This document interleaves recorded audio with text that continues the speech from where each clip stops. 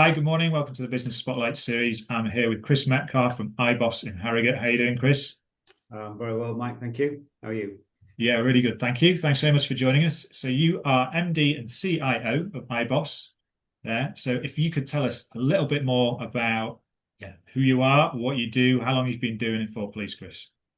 Yeah, so we're an asset manager. We work exclusively with the financial advisor community. So our service is not available direct to sort of clients and end user clients. Our company was born out of an advisor practice itself back in 2008. We have over 100 financial advisor firms using us all over the country. Mhm. That number sort of continues to grow.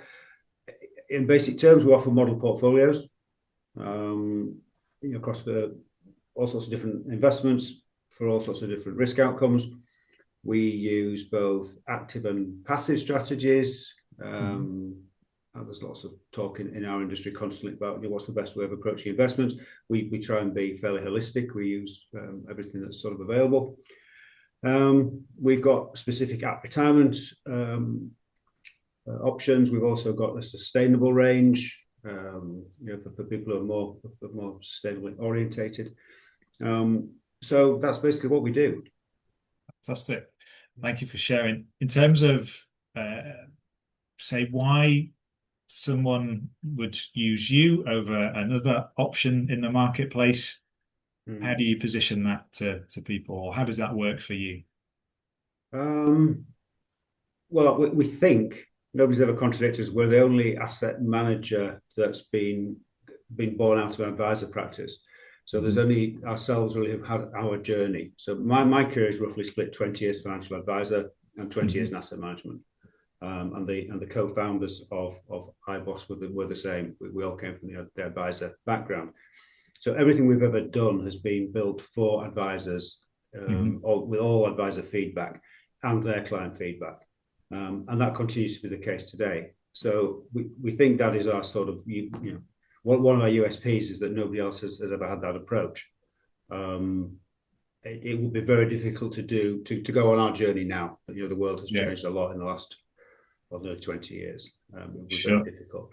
And also with we're pretty much the only asset manager in this sort of location as well. 95% of asset managers are based in London. Sure. There's another sort of cohort in Edinburgh, and there's a few more dotted around. But we see it as an advantage, and a lot of our clients see it as an advantage to not be based in the city.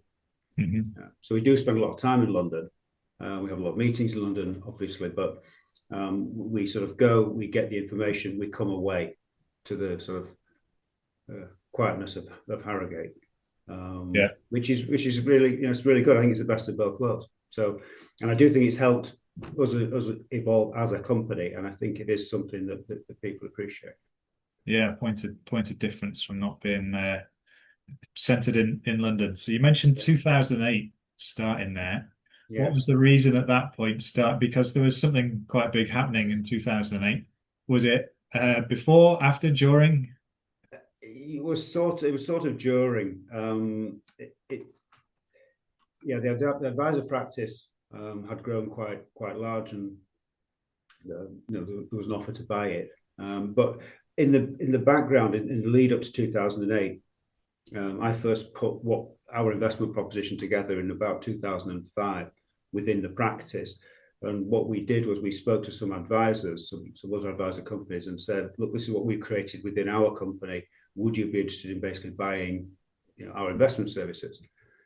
Rather naively, but enough people said that they would.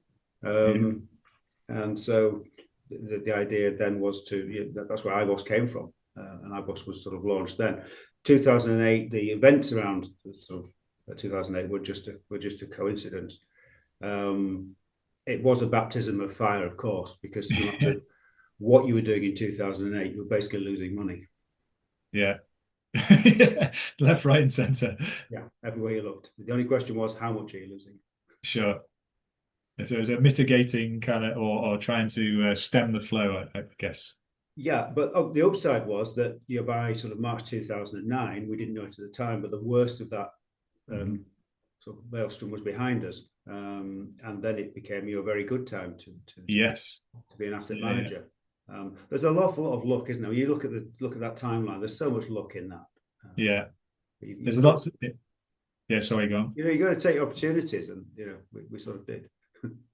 Definitely. In terms of when you see people go into positions, I mean, you see it in sports teams, you see it as well as in companies, and they're all at different points of their kind of trajectory according to, say, the ownership or market conditions. And sometimes, yeah, one day you go in and it's market conditions and be in one state, and then in a few weeks later they're different. So that kind of leads us nicely on to the next question of what's your business journey been like over the last, well, coming up to 20 years since 2008, with seeing the amount of fluctuations and I suppose when you reflect on it, normal ups and downs of being around, being in business. Is there one word you could describe being in business, the business journey, and then expanding on that?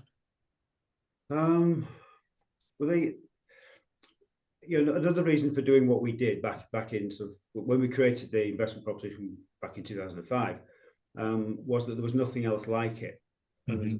And so we've been sort of, we would consider on the sort of the cutting edge of the changes in portfolio management over the last few years. We certainly tried to be. So, like you say, that's coming up to 20 years now. So what the biggest change has been over that period is the amount of competition. I mean, pretty much every large asset manager, small asset manager, and players who are not even asset managers, they all do. They're all in our space. They're all in the model portfolio service space. So it's become incredibly crowded, and you've got to be able to differentiate yourself. And I think you used the word earlier that is our differentiator, I suppose. The fact that we've got this advisor background, and the fact we can adapt our products, our services very quickly, because we are still a relatively small company, and it's a very flat structure within the company. So everybody has the opportunity to for a lot of input. One of the things that's harder when you become part of a larger organization is the amount of time you spend in meetings, and Sure. the sort of chain of command just gets ever longer. Yeah. So we try to keep things relatively simple, and we still try and keep things relatively simple. So I think for us, our business journey has been, we've got that starting point, starting in sort of 2008. You look at the sort of key dates along the time that have come along that have affected some things affect the world, some things affect the markets more. COVID was a very difficult time to be running money. Mm-hmm. That was another sort of character building period. We actually won an award in that period for best communication in a crisis, which is we've won quite a few awards, but that's probably the one we're most proud of, because it was very difficult to keep engaging with clients with all the stuff that was going on around. Sure. And that's the sort of thing you don't plan for these things. You don't expect them. Nobody expected that to happen. It's all about then, how do you react to whatever's been thrown at you? And as a small company, there's no point looking too far. You need to sort it out yourself. You need to come up with a plan. You need to speak to your clients. Your clients are worried, genuinely worried. And it's then when they rely on you. And you've got to be there. So that's sort of one of the things we've learned along the time. I think from a leadership point of view, that's one of the things you understand, and you've got to always have a smile on your face. Whether it's you're talking to your colleagues or you're talking to clients, you're expected to be the sort of adult in the room, and you need to show that externally, even if internally you're thinking, I'm not quite sure what I'm doing here. The swan effect. Yes. The legs underneath, but it's all grace on top. Yeah. Yeah. And in terms of, I suppose it's values based then, is it that you're drawing on, okay, how can I respond here as a person, as opposed to panic around what the market is doing and the media. Yes. And you've got to, and make sure that your colleagues aren't sweating the small stuff as well. There's things that you have to deal with. Certainly if you're running a company, you can't get everybody involved in everything, because otherwise you never get anything done. And I think that's one of the constant challenges is this, and it's something I would say I struggled with in the early years, was you've got to be able to compartmentalize things. Again, because otherwise you won't get anything done. You've got to be able to go into a subject or an issue, deal with that, or take it as far as you can at that point, and then step away and then go into something else without letting what's just happened in the previous situation sort of overwhelm you. Yeah, which is quite difficult. It's easy to say and quite difficult to do. We're not machines. It's not. Then it's going to a different application. It's still the same brain. So. Yeah. So in terms of the future, then, as much as you can forecast or foresee, what are the challenges? What are the opportunities for yourselves, Chris, in the market that you operate in? I think the team are really enthusiastic right now about the future. And the investing world's been turned on its head since the re-election of Donald Trump. We've been talking to clients about the new world order ever since November last year, and the way we manage money is particularly well suited to the sort of chaos that surrounds the way Trump sort of conducts himself. We don't believe the world will go back. So even if something happened to the president today, we are not going back to the previous world. And regardless of what happens with the upcoming elections, which goodness only knows how that's going to play out, not so much the midterms, but the next presidential election, I think all bets are off for that.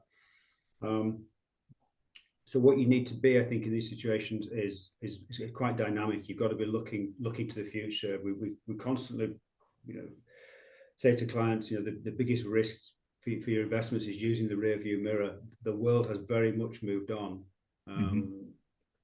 from the old world. For us, from an investing point of view, the world was a certain way up until sort of 2008, till the global financial crisis, and global financial crisis until the second coming of Donald Trump, and then post that, and it's that new period. This is not a sort of couple of quarters, one issue kind of a thing. This is a new world.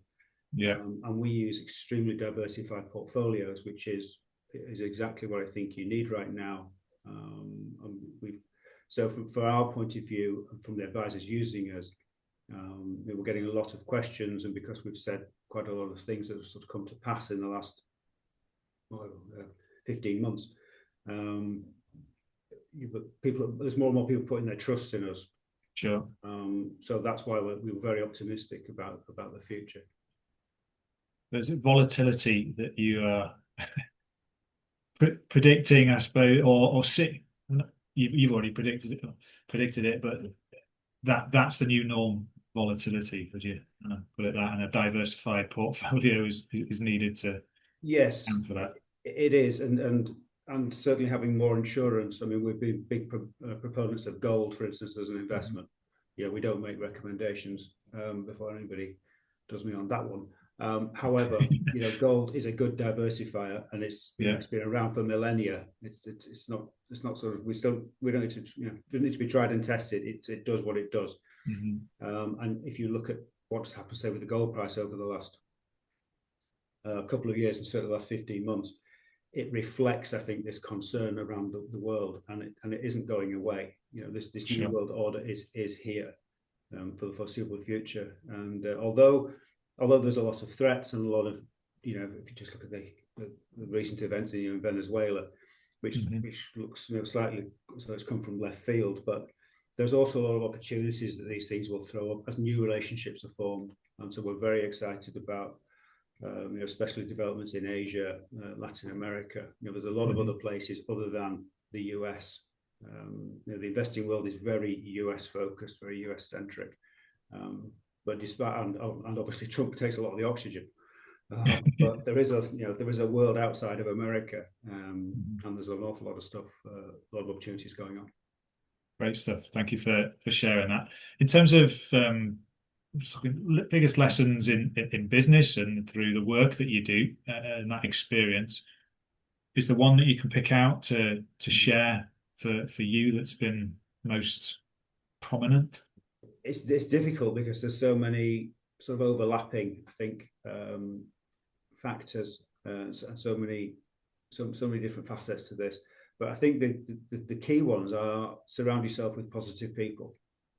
I think that is really important, and it is sort of cliched, to say that, but there's a reason it's become a cliche. It's because it's a truism as well. And you find when things are more difficult, and that could be things at a company level or things in the investing world, and that's when you really rely on your team, your support team, the people around you, and that's people both within the company and then people externally as well.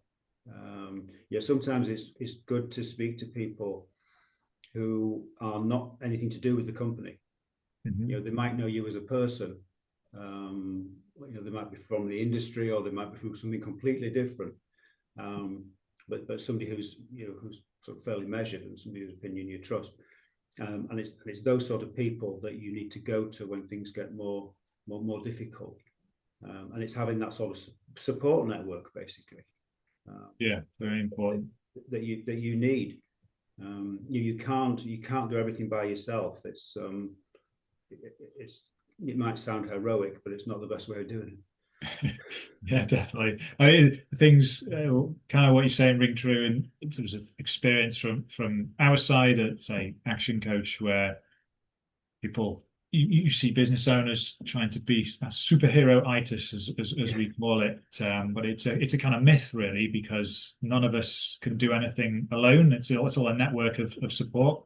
So that kind of ability to reach out, but have people who are more positive rather than saying, "Oh, stop that negative." It's like, no, I want to go this way.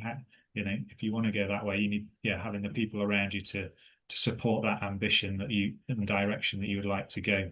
Especially I think in our case we were doing something new, relatively untested at the time, and there were people who said, "No, that's not the way you do things."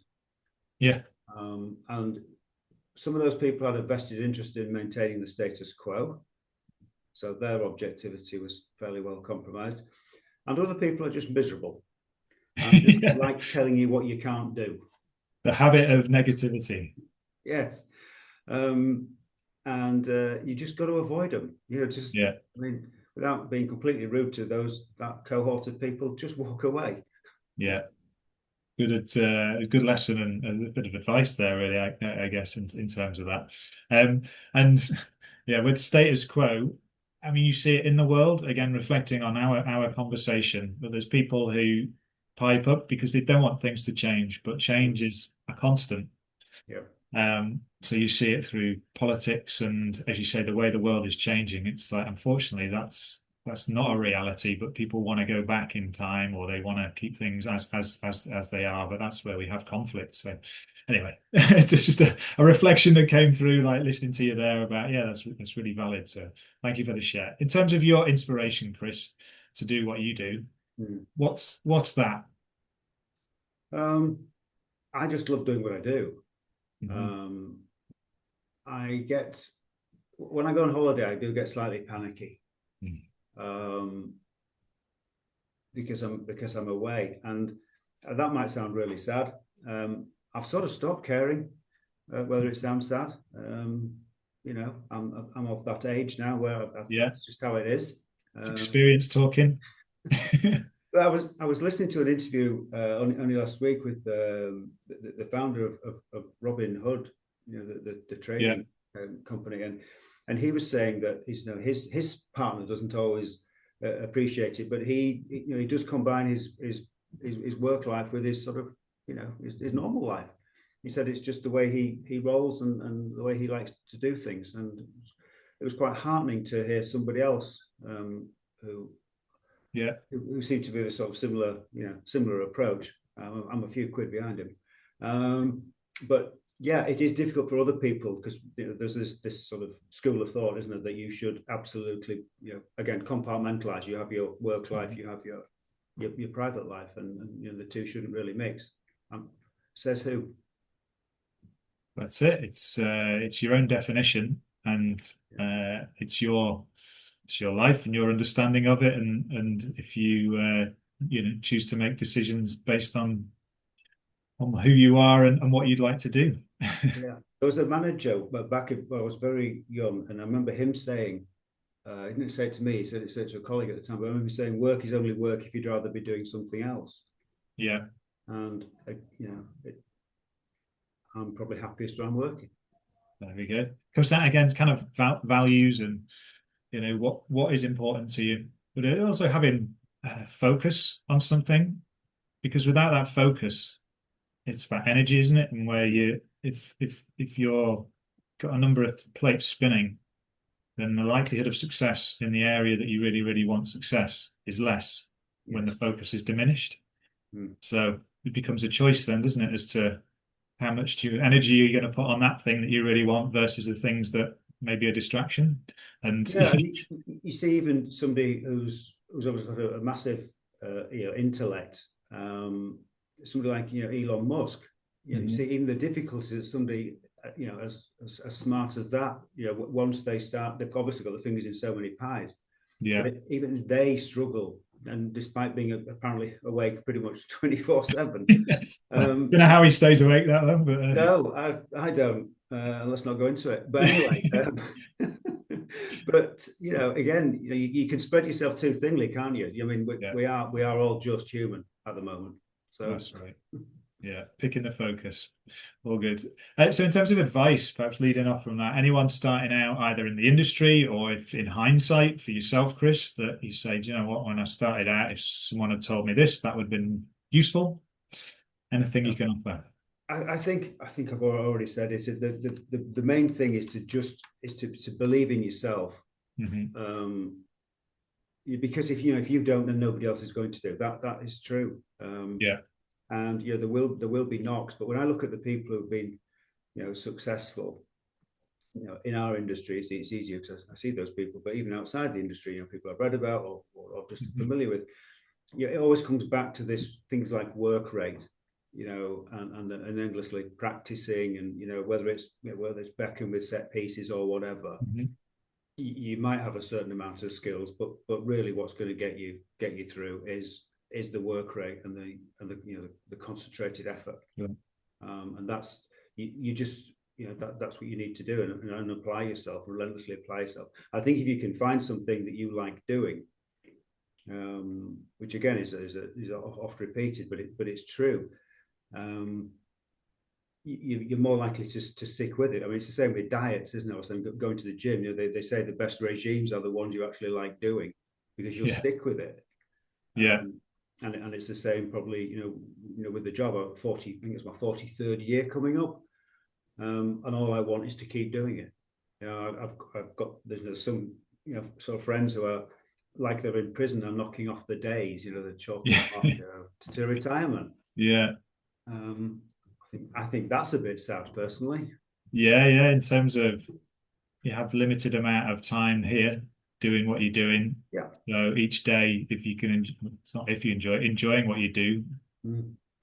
you're winning. I think if I was very very young and starting again, I would it worked out okay for me, but I don't think people should be scared to keep changing jobs or keep Mhm. changing vocations until they find that thing that they want to put a lot of effort into.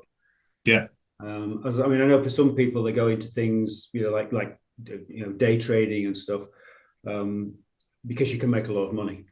Hmm. And the idea is you make a lot of money quickly, and then you do something else. That's just a different way of doing it. But I think for most people, it's about going into a job that you actually fundamentally like the job. Yes. The rest will follow. Mm. Awesome. Thanks, Chris. Been a real pleasure talking with you. In terms of rounding up and latest news about what you're up to, or in terms of sharing a website, perhaps if people would like to get in touch, feel free to do that now. Yeah, so there is the iboss asset management website. Mhm. So people can go there. As I say, we are only available from our services to advisors. Um, that's how we've always been set up. The advisor community is basically our community. But you can see a lot of our stuff on the website. Then iboss asset management also is on LinkedIn. Mhm. And then I've got my own LinkedIn account as well. So there's plenty of ways to find us. Great stuff. Thanks, Chris. as I say, I wish you all the best for the future, next 43 years of the of the journey. And thanks very much for coming on.